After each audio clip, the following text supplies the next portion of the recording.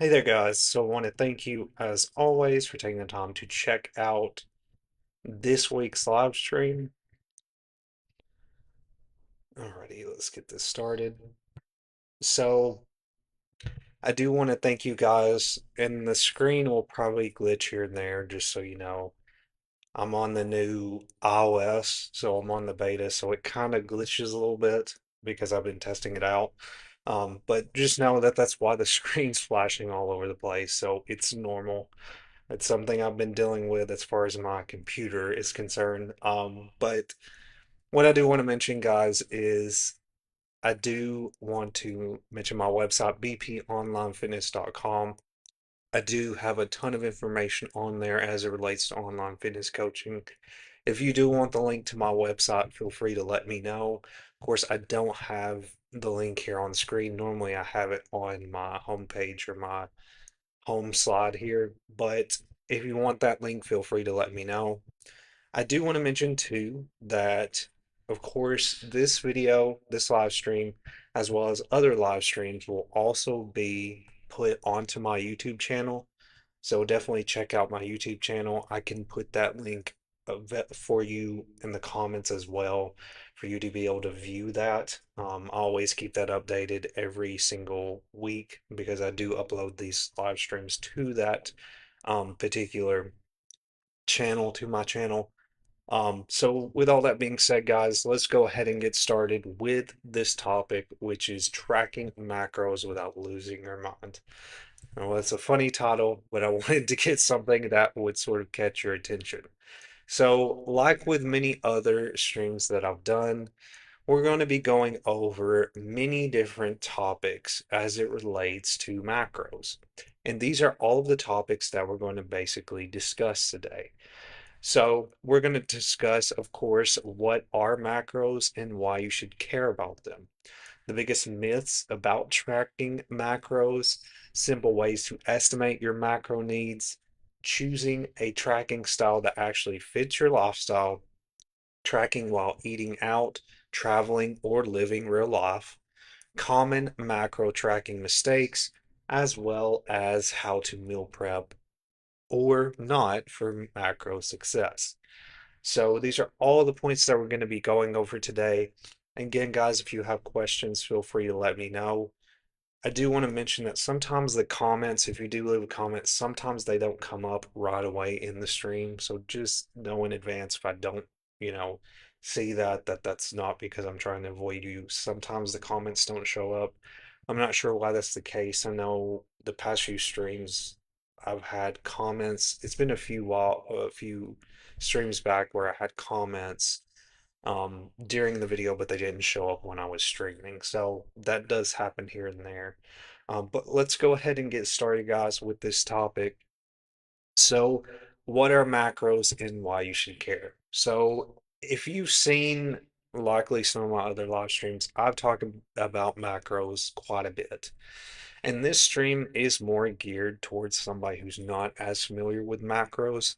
So if you're pretty familiar with macros, this may not be ideal for you, but I will, as we get towards the end of this stream, I will be touching on topics that you'll likely find helpful, even though you may know some of the basics of macros. So definitely stick around for that.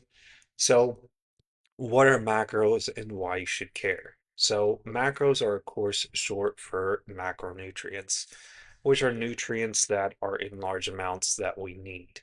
So, these are the three main nutrients your body needs in large amounts. As I just mentioned, protein itself is the first macro. It builds and repairs muscles to support recovery and keeps you full.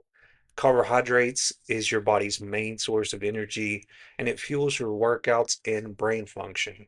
Fats are essential for hormones, brain health, and absorbing nutrients. Fats also play an important role, especially for men. Testosterone, that hormone regulation is a big part of the factor that fats play into the equation. So keep that in mind.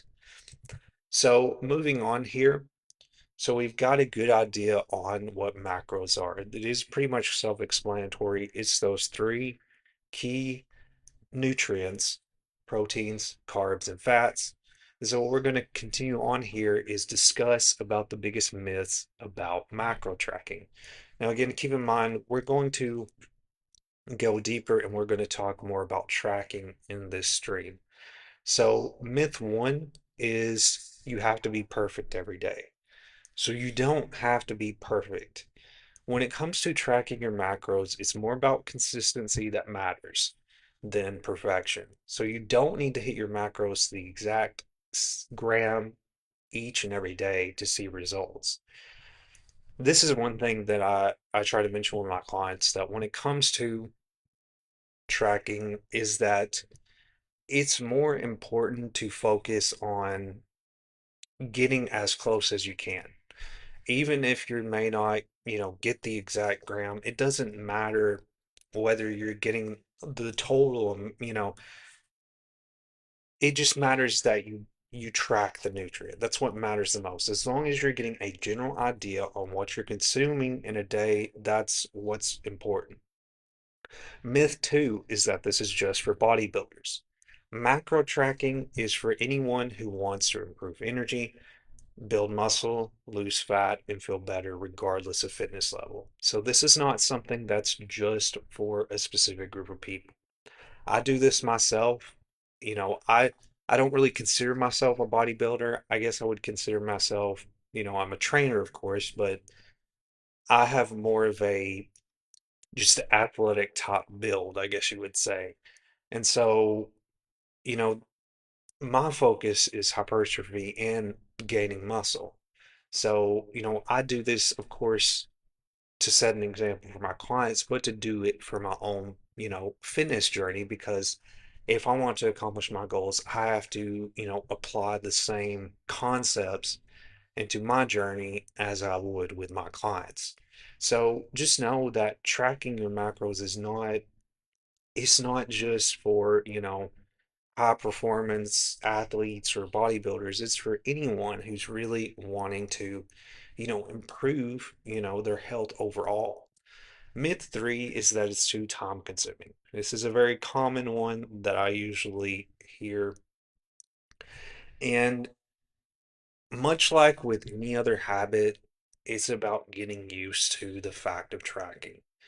It took me a while of really getting adjusted to tracking and really making it a part of my habit and overall daily routine.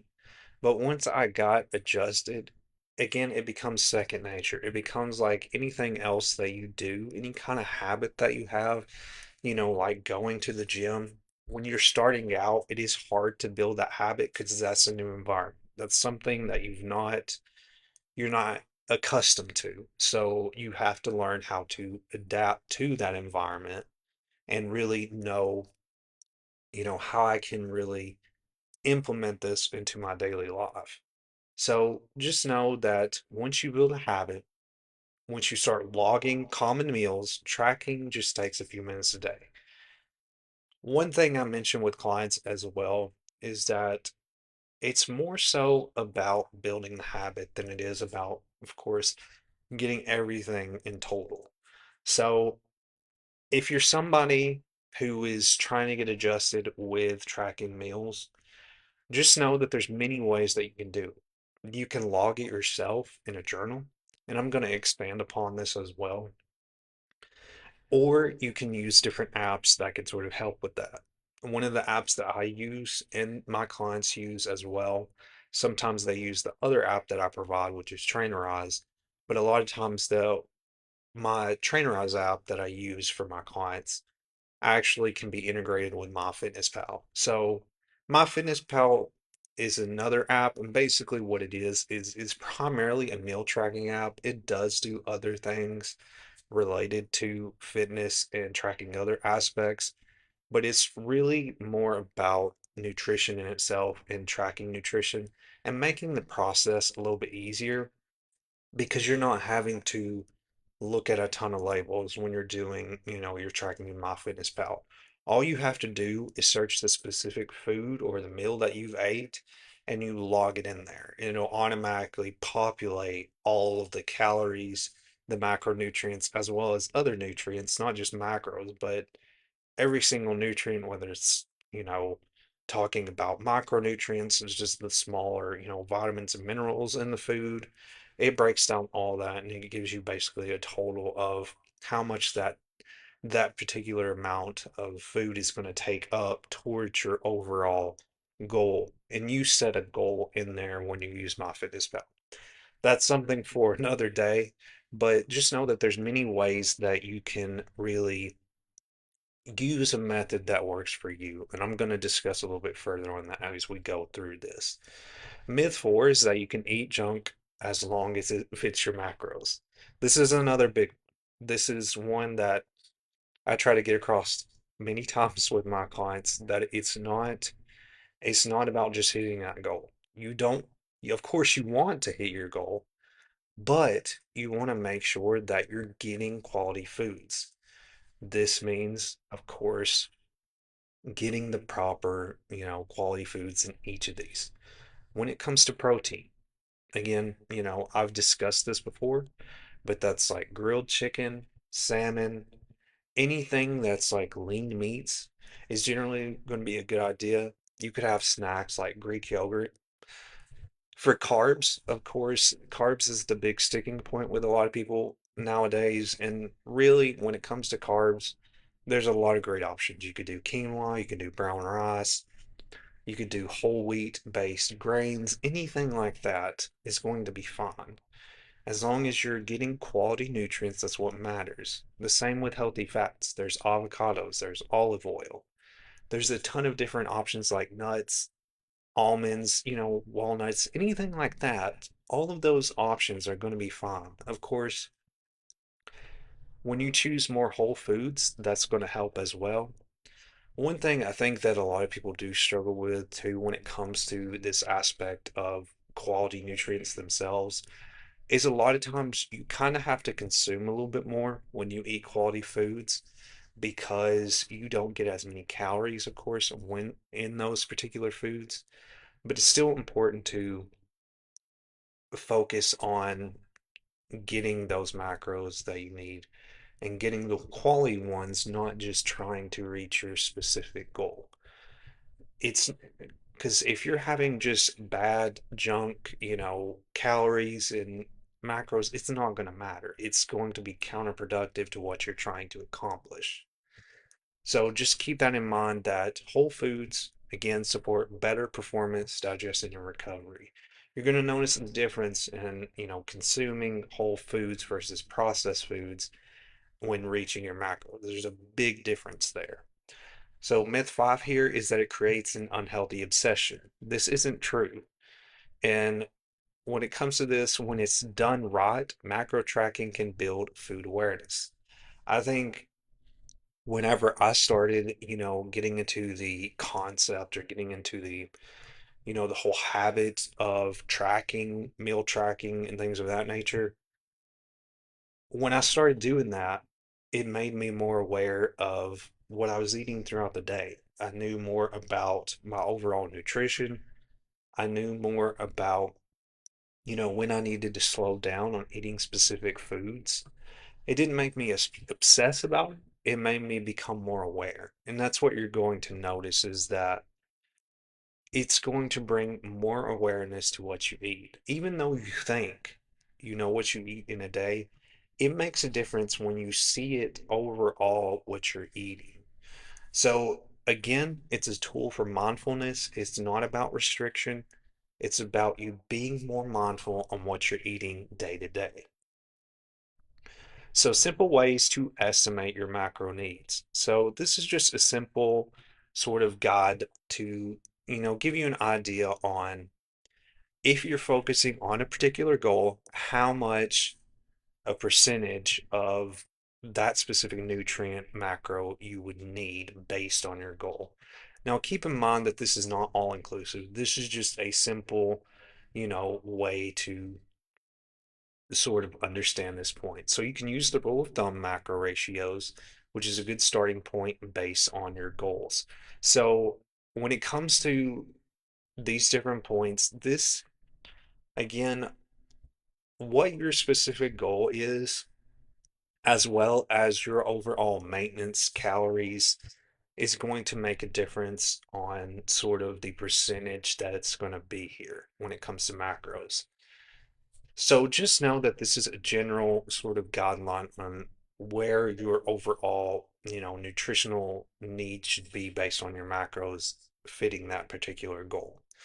So for the goal of fat loss, you primarily want to focus on 40% of your total calories being towards protein, your carbs being roughly 30% of your total calories, and then your fats 30% of your total calories. So you're noticing a lot of protein here. One thing I do want to mention is like what we discussed at the beginning of this stream when we started about, understanding what macros are. Protein is a big part of staying fuller longer.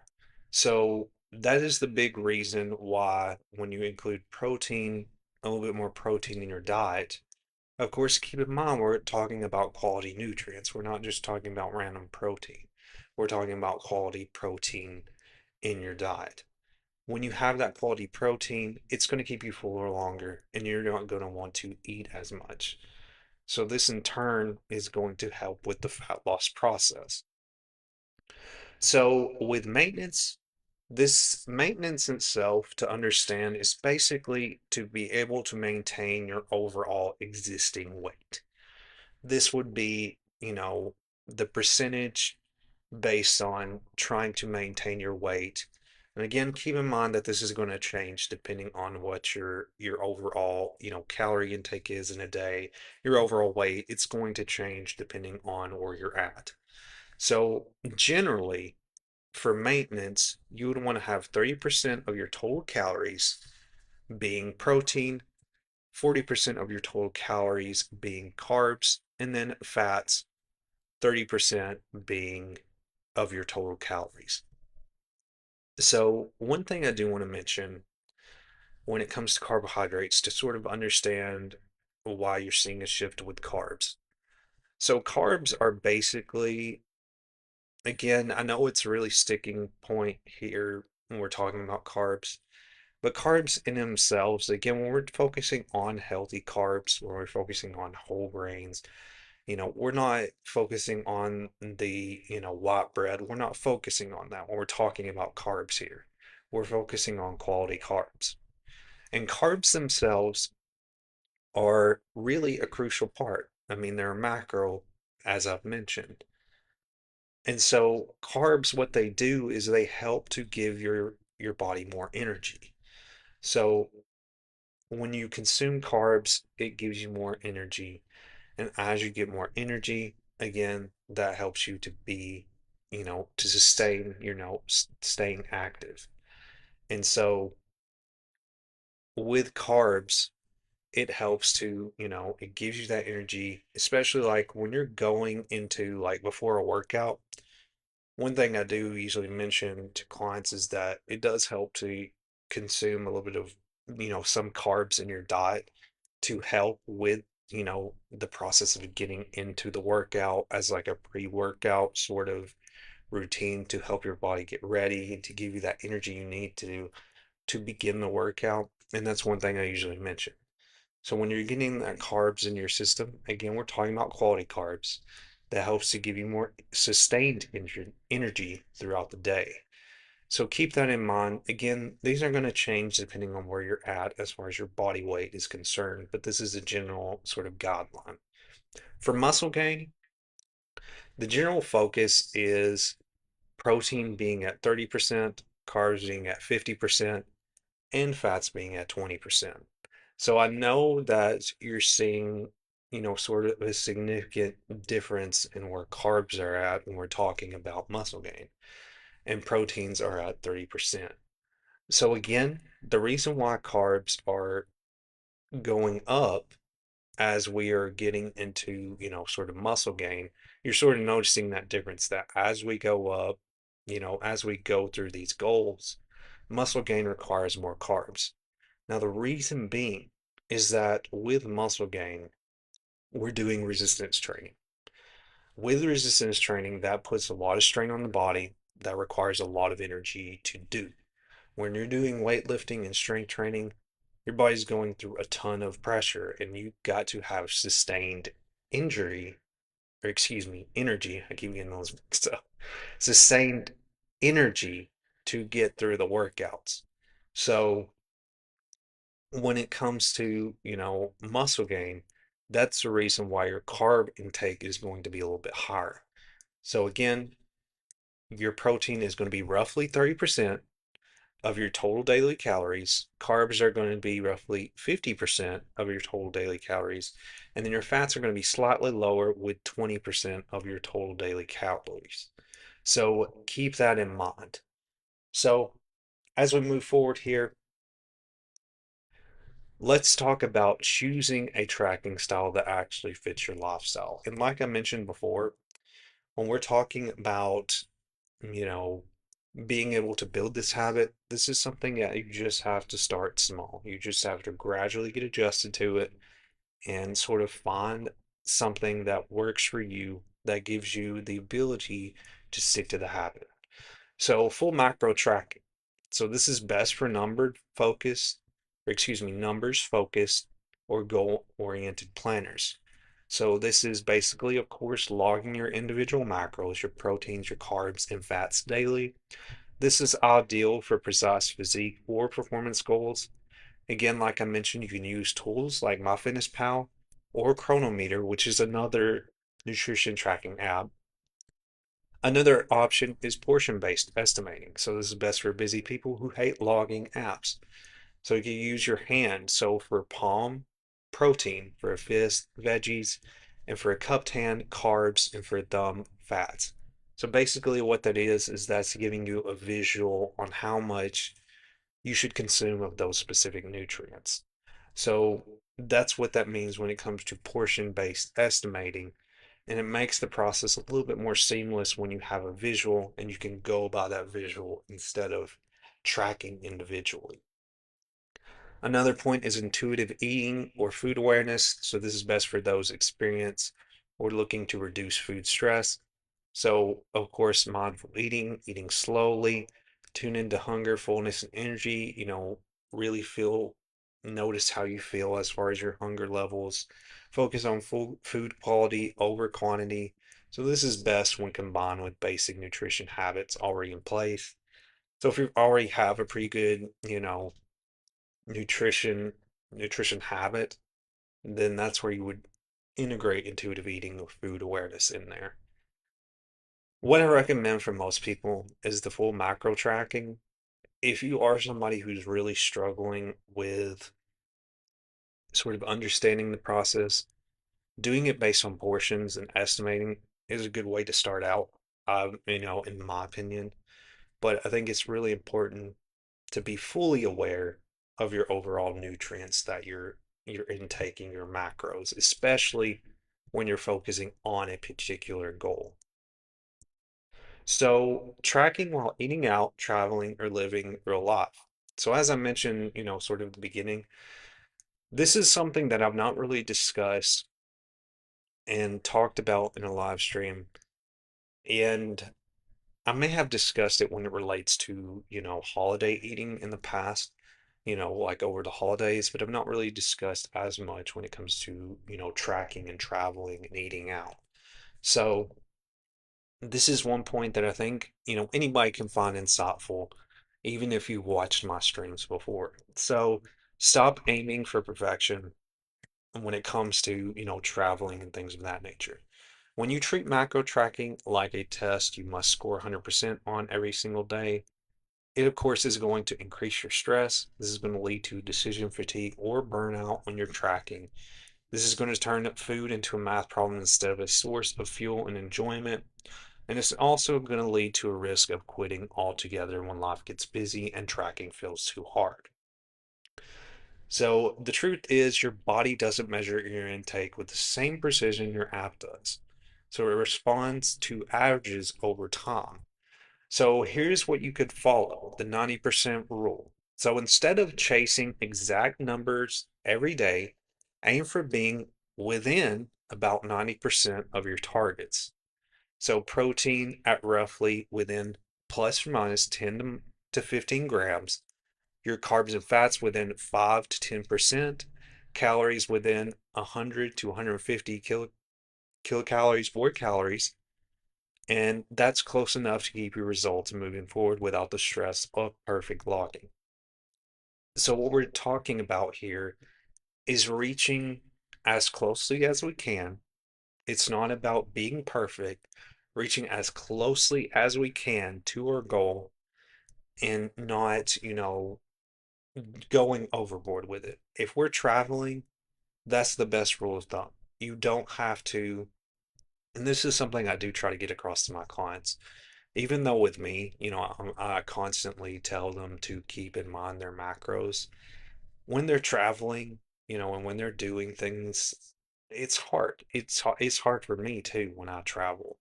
I do still, of course, track, but it can be a little bit difficult when you're having, distractions and trying to, when you're off your routine, especially. So the general rule is to get to that 90%. Get to as close as you can to your calorie and macro intake and let it be. Especially when you're traveling, don't, overcomplicate it. Don't stress about it. Just get as close as you can. Try to get those quality nutrients that you can in and go from there. So, common macro tracking mistakes. So, again, we did sort of discuss a little bit of these when we talked about sort of the myths, but what we're going to talk about here is some of the mistakes that commonly happen when people track their macros. So, chasing perfection instead of consistency. This is a big thing that I try to get across, of course, to my clients, is that it's more about staying focused on building the habit first. When you're getting started, you should focus on building the habit. You don't have to hit those numbers right away. So, stressing over hitting exact numbers daily and then focusing on close enough and weekly averages. So, that's what you need to generally focus on. Forgetting to slog small items. So, small items that we don't think are significant are actually very significant when it comes to our overall calorie and macro intake. So, forgetting to log small items like oils, sauces, dressings, condiments, cream, and coffee, these can add to hundreds of unnoticed calories.